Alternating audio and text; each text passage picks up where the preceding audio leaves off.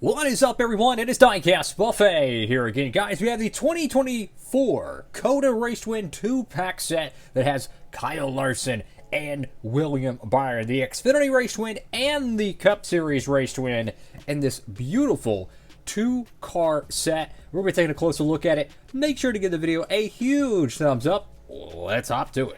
Alright, folks, here is a closer look at the packaging design, and this is something very, very cool. So notice it's not like the Kyle Larson 2-pack set that had the IndyCar and the Coke 600 paint scheme. This is a generic style packaging that they can use for pretty much anything, and I think that's genius, because now this kind of tells the fans that they're looking into different opportunities to make more of these multi-car sets.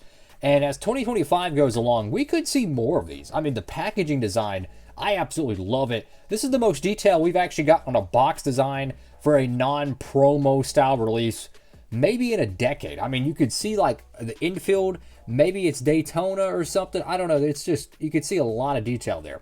Regardless, you have the 2 cars that are in it. We're going to be opening up in a moment, but I just wanted to show the multi-car set box artwork, as this is the first time we've had one of these in the studio.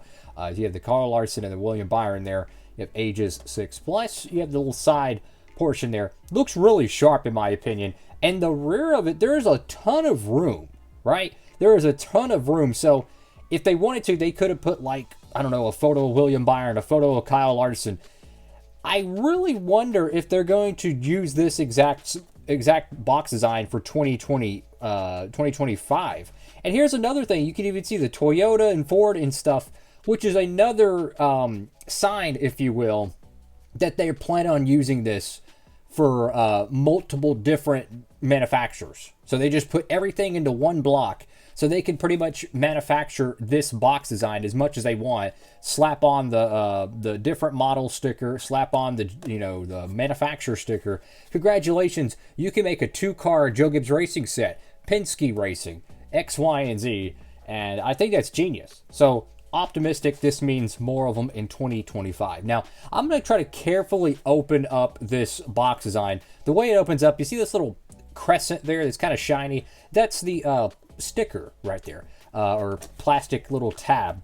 Now, I'm going to try to gently open this up. I'm probably not going to be able to do it on camera because I want to be able to have full control so I don't tear it. I'll be right back and I'll show you what it looks like. Oh my goodness. I love this. This is funny. So I just opened the pull tab here, right? Okay, you got that part. You literally just peel it up. I don't think it really damages at all. At least I can't see any damage. Look at this right here. This is this is an inside joke at Lionel Racing. That's what this is. Usually on the 164 box tabs, it'll have like a random number, which is like 800 and something, which I think is the 800th diecast made with their action raceable collectibles from Lionel started. X, Y, and Z. But then you have generic pizza box. That is what they call this box back at the home office of Lionel, or wherever they get their boxes from, or whoever designs it. That's an inside joke.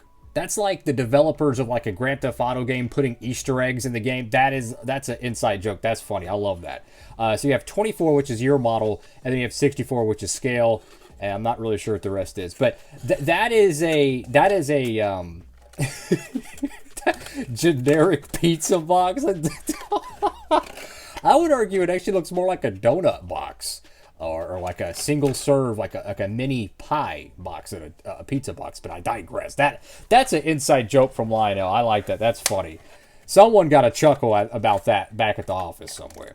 So this little plastic tray comes out, and you have both die casts very well secure in the parcel. We're going to start with the Xfinity die cast, as this race was ran before the Cup race at Cota. So we're going to go ahead and do this one. Let me clean up the studio a little bit. I'll be back. So I mentioned on the box the thing. This is what they usually show. It's like 2024 Xfinity Hendrick Motorsports 24. Sometimes they just have like where it says 2024, it'll have like 852. I think it's the number of diecast Lionel has produced since they took over or something like that. All right, so enough of the generic pizza box jokes. I still think that's funny. I'm telling you, someone back at their home office probably had a chuckle out of that. I love it. Anyways, here is the NASCAR Xfinity Race to Win, the Kyle Larson number 17 car. Beautiful, beautiful paint scheme. You know, they've ran the HendrickCars.com car in the Xfinity Series so many times. They've only produced the 88 car, I think was Kyle Larson in 2022. But nope, none of the 17s until now. Let's go to the front of the diecast. You've got HendrickCars.com on the front windscreen. You can see the windshield wiper, as this was a road course, so naturally they're going to have that. And I don't think it had any weather during that race. I could be mistaken, but they put it on there, which is really cool. I know it looks a little bit pixelated, but hey, it's better than nothing. You know what I'm saying? You have Xfinity right there with the front windshield sun visor. It kind of hangs a little low. I like that. Now, this is one of the most unusual ones to me, is there is a white tape or a white design on the cowl flap. I've seen about 2,164s in my life. I've never seen a white cowl flap on a diecast. I don't know what that is. I mean, it's based in Victory Lane, so I don't know if they put something over it to protect it.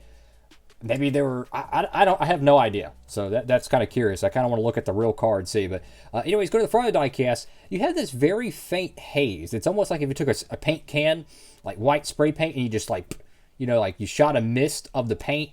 That's what it almost looks like. So did he go through maybe some painted grass? Maybe some of the not carbon fiber, but the composite panel. Maybe like some of the blue ripped off and it left like a white undertone. I have no idea. So that it kind of perplexes me. It looks cool, right? But I'm not really sure all the backstory to it. Camaro, Hendrick Cars, or Hendrick Motorsports rather. Sunoco. Now this is a Hendrick Motorsports entry officially. The 88 car he drove in 2022. That one I believe was Junior Motorsports. Hendrick, Junior Motorsports is Hendrick Motorsports, but not on the piece of paper it is, so to speak. It's like Furniture Row Racing was Furniture Row Racing, except they got like everything from Joe Gibbs Racing. They were pretty much an unofficial 15, right? It's just how motorsports is. Go to the left side of diecast now. I can see this little portion right here is need to be pushed down a little bit, which we actually just fixed it pretty much. That's pretty cool. Got the number 17, a little bit of some donut marks there, some dirt maybe built up from the side panel. You got some damage on the left rear, which when you're beating and banging at Cota or these road courses in the NASCAR Xfinity Series, it is a contact sport. You are going to have some bent fenders, and that's how it's supposed to be. The side skirt was probably flared out just a little bit, and they made contact, which is why the donut marks cut off right at that door panel. So the side skirt would be pooped out just a little bit. You hit a car, naturally, it's only going to rub the side skirt. Xfinity racing at road courses, I'm telling you, they're almost like 10 times better than the Cup Series nowadays, in my honest opinion. NASCAR Race Car Xfinity Series, good year. Go to the back end of the diecast, you have the HendrickCars.com logo with the number 17 there, Camaro. I think that little orange dot is the tow hook. So when they get stuck in a gravel trap, they can just hook it up and back up with the heavy-duty truck. Go to the right side of the diecast. You can see that exhaust panel, which is one of the largest exhaust panels I have ever seen on an Xfinity car. It goes all the way over here to the jack post. Usually it's only like this portion here. Like you see where the exhaust tips kind of cut off? That's usually where the panels end. That is half of the entire side skirt. So I'm assuming that's by design. At the right rear, you can see a little bit of the hiring technicians worn off. You have obviously some scrapage, which is always great. But it's not too caked in confetti, or it has no confetti, but it's not too caked in dirt and grime and confetti like most race wins. So if you wanted to use this as a clean paint scheme for your diecast series, go ahead. You could swap out the windshield so you don't have the windshield wiper if you're doing an oval race. Congratulations, you have a number 17 car, and you could have whoever you want driving it, right? Go to the top of the diecast. You can see the roof hatch outlining, which is very nice. Of course, pick this one up from our good friends over there at Circle B Diecast. You could pick this one up individually, right? You can get it where it's just a normal individual box release like this, or you could get it in the 2-car set and have the William Byron diecast with it as well. Either or, your preference, your choice. Make sure to tap in over there at Circle B and use promo code Diecastbuffet. You got hiring text right there, Larson, and then HendrickCars.com on the deck lid. I mean, look at the trunk of these 2024 Xfinity Camaros. Look at these things. Now, check this out. This is going to blow your mind. Look at the trunk design of a 2024 Cup Series Camaro. Literally twice the size trunk That is insanity to me. I mean, this is also a brand new Chase Elliott piece. If you want to tap in, you can get that car as well. But I mean, that just blows my mind. And I think the Ford Mustang trunks for the EL mold variant for the next gen, the 2024 edition, that is, they're even smaller than the Camaro trunks, just by a scotch. It's amazing how we used to have gigantic, trunks in the COT era, the Gen 4 era. And nowadays we have, like, I don't know, like the Cup Series are pretty much non-existent. I mean, I would not be surprised in like Gen 8, they don't even have a trunk. It's just like an oversized hatchback. Maybe hatchbacks will become really cool again 10 years from now. I don't know. Regardless, that is the Cota race win for Kyle Larson. We're going to go ahead and check out the William Byron. And here is the Cota race win for William Byron. What a cool looking diecast here. Notice the confetti on this piece. It is Texas shaped confetti, which is so cool, man. Exclusive racetrack confetti just always stands out to me because you can instantly tell it was from that race. And then naturally the colors of the sponsors and stuff like that. This one being the, I think, Echo Park. I think that's what they sponsored, or they sponsored the 2024 Cota race, and that's kind of their colors. The Texas race in Fort Worth, that being the oval, they usually have red, white, and blue Texas-shaped confetti, but regardless, I think it's so cool, man. So you got the front windscreen here. You can see how low the windshield banner is there, because, I mean, look at the little black line there. I mean, about 44%, maybe closer to 47% of the windshield is taken up by the black banner. So sun was definitely a problem during the Cup Series race, needing that.